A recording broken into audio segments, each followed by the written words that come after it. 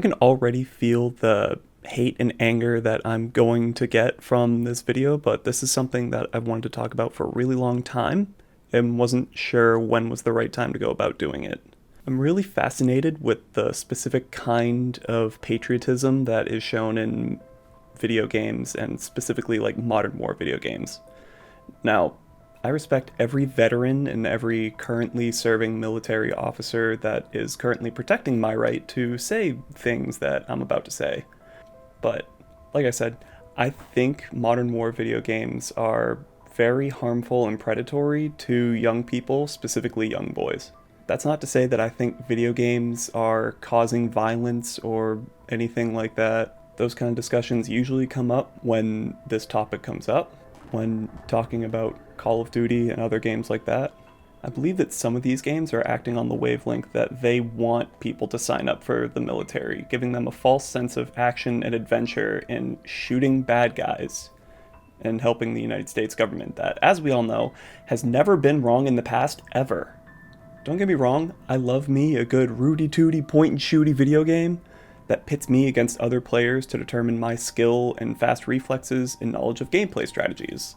I like knowing that since I didn't reload before running into this enemy in front of me, I can just stab him with my knife and it would be much faster. Though I can admire what game developers wanted to do by making these games super realistic, I think there's a way you can do that without making it based on actual military actual military personnel and actual military armies. Like, maybe just make the characters squid human hybrids or something and have them shoot paint instead of bullets. Nintendo figured out how to do it, so I don't see why everyone else isn't jumping on that. And even in the Call of Duty games, they somehow figure out how to put zombies into it to take the realism out of it, and then you feel good by being able to show your skills in a firefight situation, but also take down zombies that are trying to kill other people.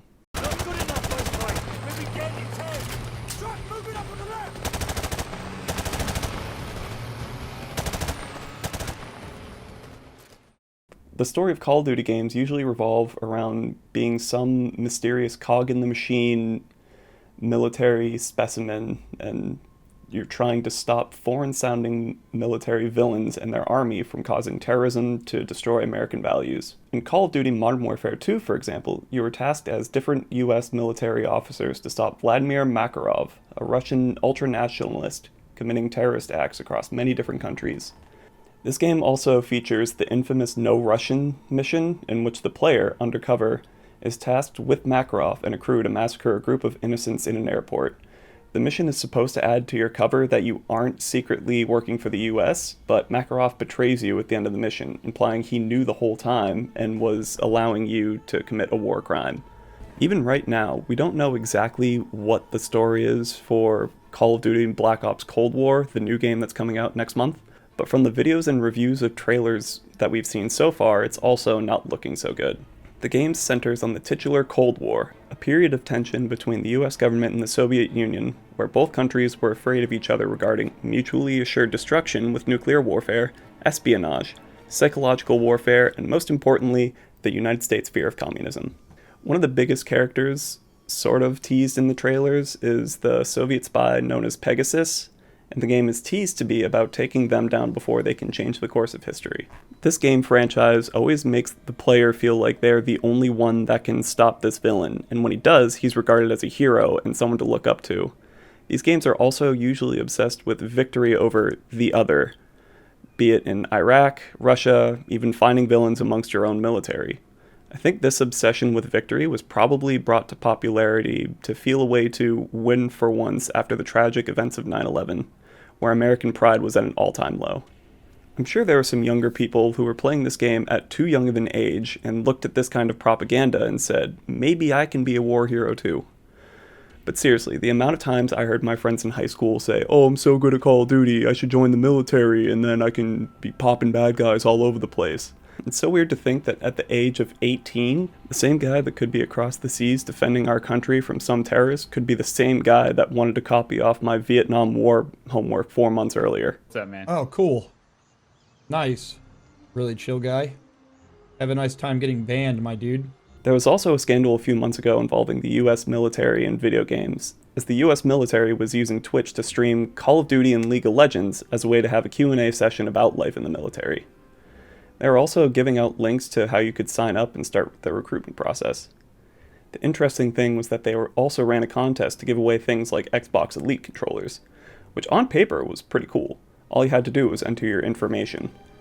But the link to the contest was also the link to be signing up for the recruitment process, meaning that in order to have a shot at winning anything, you had to start getting emails and phone calls about being recruited for the military. Another thing they were doing on Twitch was banning users who weren't speaking highly of the military in the chat. One of my favorite comments being, "What's your favorite war crime?" The streamers felt it wasn't important to the conversations that they were having, but since those people were the same people currently representing the US military, it was technically seen as harming the First Amendment right to free speech. We've kind of seen something similar like this happen with President Donald Trump banning people from Twitter because he didn't like what they were saying about him. It's kind of interesting how the law only pertains to those who are rich and powerful. Maybe I'll cut that part out, who knows.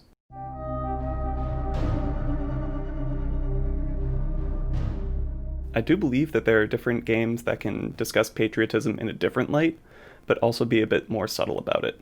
Gears of War takes place on an Earth-like planet called Serra, and follows Marcus Phoenix, a soldier tasked with helping fight a war against the Locusts.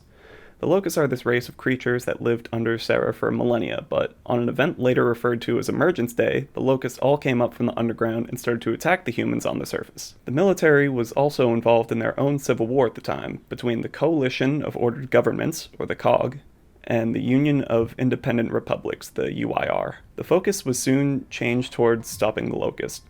One of the cool weapons in the game introduced is the Lancer, which is just an assault rifle with a chainsaw where a bayonet would be, which is kind of cool that you can literally grind your enemy to bits if you wanted to, and I'm glad the game chose to be a bit ridiculous with some of the gore. They know who's playing the game, I think. The game focuses on Marcus and his different exploits with the COG and trying to save his world and fellow humans from Locust threats.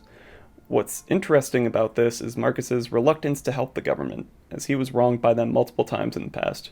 This distaste for the government can be learned through in-game dialogue from Marcus, as well as some of the cutscenes sprinkled through the franchise. He's not helping the government because he wants to help and be regarded as a hero.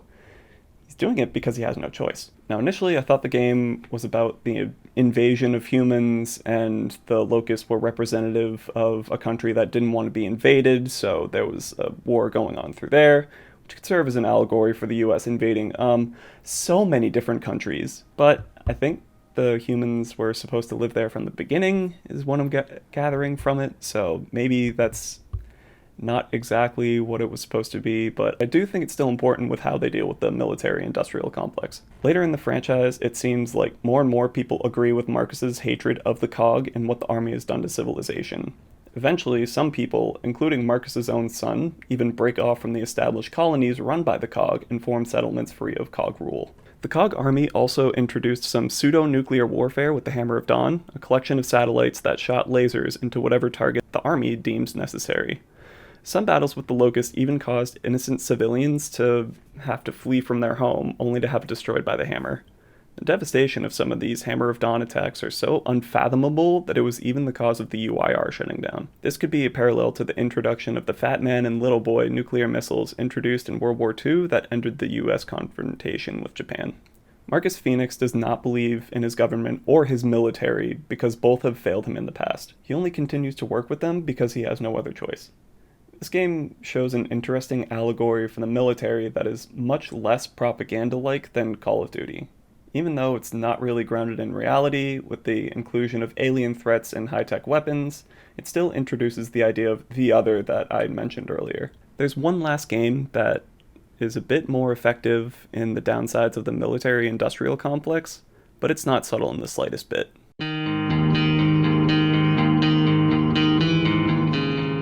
Okay, so full transparency, I've never actually played this game, but from what I hear about it and what I've been reading to research for this video, it's very interesting in its storytelling and its character development. This is going to be a bit spoiler heavy, so if you've heard good things about the game and haven't played it yet but have an interest in doing so, skip to this timestamp over here and I'll try to contain all the spoilers before that point. So, Spec Ops follows Captain Martin Walker, a soldier in a special operations force, and his mission is to find his old commander, Commander John Conrad, and extract him from hostile environments of Dubai. There are also bits about a horrible list of sandstorms and riots and the wealthy elite evacuating the city to find better shelter, but that's not the biggest part of the story. During this extraction mission that is purely for making sure Commander Conrad leaves Dubai, Walker and his team find themselves in a firefight with a rogue group of soldiers. The squad chooses to employ white phosphorus gas in order to destroy the opponents.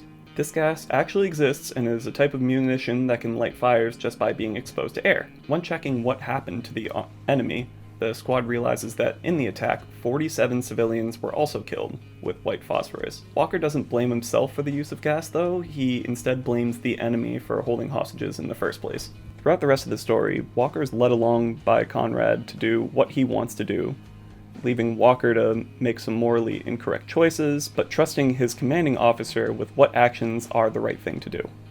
At the end of the game is revealed that Conrad actually died right after the white phosphorus attack, so Walker had been hallucinating Conrad's existence the entire time. Because of the stress of the situation he put himself through, he slowly lost his mind to try to please his military commander. Spec Ops does what seems to be the impossible and finds a way to talk about PTSD in a video game, as well as going through the ideas of morality and following orders that come with being in the military. Of course, there is the problem of it's my life or theirs. That was probably an influence in Walker's choice, but he was also probably encouraged by the military to make that tough call and think it was the only option available to him. I've never been under any kind of life or death stress like that before, so I have no idea what I would do in this situation either. I'm not sure there are many games that have made me worry about the consequences of my action like that, and I think that's really interesting in a video game. This was a tough video to write because, no matter what, I don't want anyone to think I'm anti-video game or anti-military or anything like that. I just wanted to show examples of how some of the more mainstream video games do seem like they're just advertisements for guns in the military. It also makes it seem like the only good way to help your country is to enlist in the army. I respect everyone who's made that choice because it can't be easy to decide that you're willing to put your life on the line so your family can live freely, but at the same time, I just think the system we currently have advertises the military as the best, and in some cases, the only solution. I can think back to high school where there were so many military recruiters that were talking to students about how cool it is to be in the military and how easy it is to get in and how easy boot camp actually is compared to how it's portrayed in movies and things. I remember there were people who were specifically targeted to recruit for the Army National Band, where you could join the band and not have to go into active duty. Instead, you could get paid to play music for the next 4 years, which was really enticing idea. But keep in mind that these people that were getting advertised the military to were probably 14 or 15 years old, which is kind of young to advertise the military, if you ask me. These people probably hadn't even explored any other ideas or options for what they could do in the future career-wise, and Uncle Sam was already knocking at the door. I'm also reading from some articles online that recruiters are disproportionately advertising to lower income areas as a way to escape a less than stellar life at home, but end up having to sign a 4-year contract that ends up making them property of the US government. I don't know, this discussion has probably fallen out of the video game place and has ended up being a rant about the system of injustices I see in the military recruitment system. So I hope I can have someone else go through the script and find a way to edit it down so it's less attacky to the US military. The point is that some of these games spout the wrong kind of patriotism, I think, where people put blind faith into their government because they believe the government can do nothing wrong. Whereas there are plenty of games that support the ideas of patriotism that says their country isn't perfect, but it can be fixed. I personally am in the camp of the latter, in which right now our system is broken, our system is not working. The government doesn't want to work for us, they want to work for the money. And I think that if we can all band together, I think we can change that. And I really hope that in the future we can change that, because right now I'm kind of disgusted with how recruiting is going, and I think these Call of Duty propaganda games are a big part of it. Thank you guys for watching this video. This one is probably going to be a doozy. I can guarantee that I'm already probably going to get a lot of hate for this. Let me know in the comments if you guys agree with any of my statements, if you disagree, if you have any other articles I should be looking at. I'm going to link sources to all of the articles that I referenced down below, as well as maybe some trailers and videos to like the new Call of Duty game that's coming out in a couple of months, just so you understand where I'm coming from and you can judge for yourself what's going on in those. I'll also have a link to my Twitter. I'll have a link to my website for business inquiries, my second YouTube channel where I do video game stuff sometimes. But that's all I got. Thank you guys for watching this video. Subscribe to my channel so you can keep updated on the next one, and I'll see you guys there.